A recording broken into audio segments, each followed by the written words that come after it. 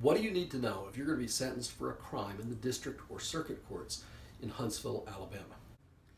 In most criminal cases, there is a plea agreement. And a plea agreement is a recommendation to the judge of what's going to happen to you. It's an agreement between your lawyer and the prosecutor. Now, that agreement is only a recommendation.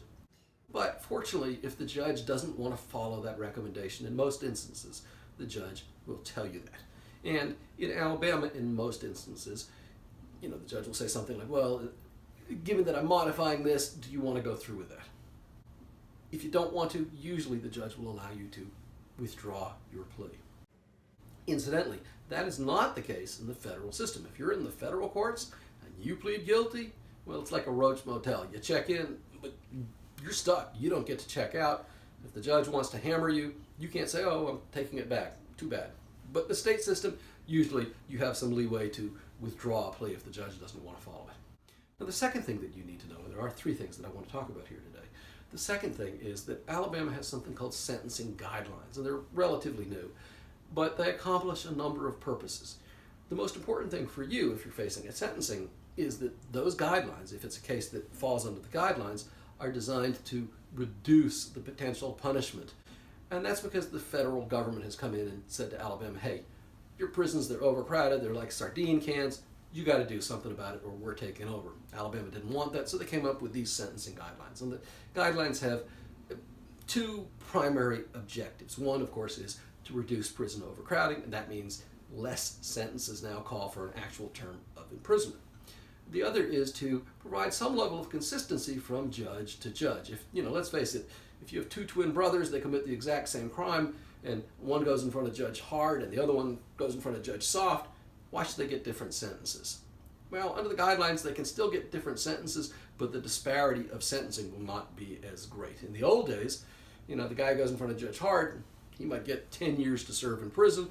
The guy who goes in front of Judge Softy or whatever, he might get a year and a day suspended, you're on probation.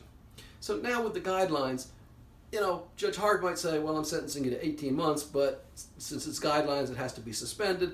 And Judge Softy might say, well, I'm going to give you a year, and I'm going to, year and a day, and I'm going to suspend that. So the difference is not as large. So the guidelines generally will help you if your case is a guidelines case. The third thing is that even with guidelines, and certainly without, judges have enormous discretion when they are sentencing you. And because of that, you need to make the best showing at sentencing. And that means that you and your lawyer need to get together and talk about what things can be done to help you so that you get the best possible result.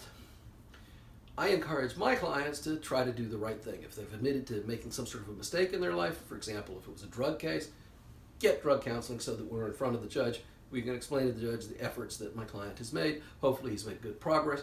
And usually judges will listen to that and they will give that some sort of consideration that will may benefit the person. Likewise, if it's a theft case and you've stolen something and you admit, okay, I was wrong, I made a mistake, if you've paid the restitution or a lot of the restitution, again, that may help the person considerably. It may help them avoid prison.